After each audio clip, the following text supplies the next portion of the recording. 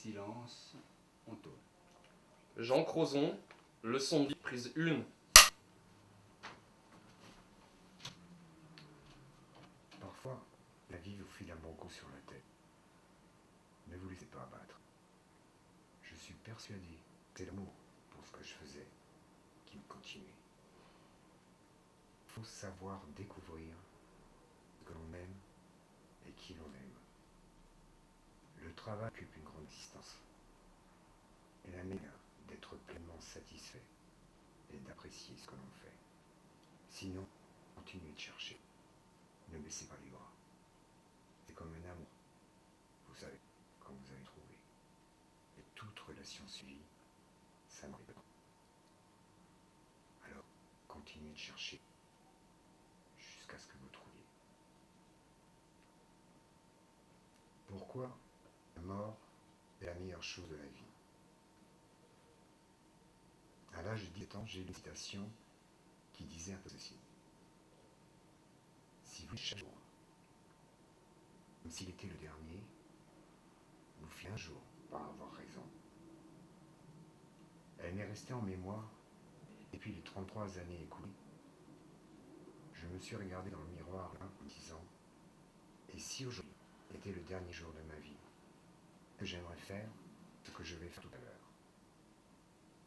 Et la réponse est non, plusieurs jours de suite. Alors, c'est que j'ai besoin de changement.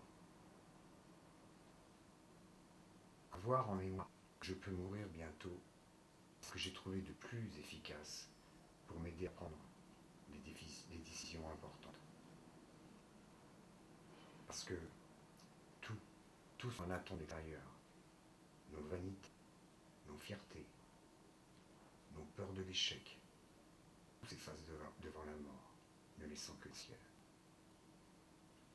Se souvenir que la mort viendra un jour est la meilleure manière d'éviter le piège qui consiste à croire que l'on a quelque chose à faire. Déjà nu, il n'y a aucune raison de ne pas son cœur. Je peux avec certitude. Parce que la mort est pour moi un concept purement intellectuel. Personne ne mourir. Même ceux qui veulent être n'ont pas envie de mourir pour y parvenir. Et pourtant, la mort est un destin que partageons tous. Et ainsi. Car la mort est certainement ce que la vie a inventé de mieux.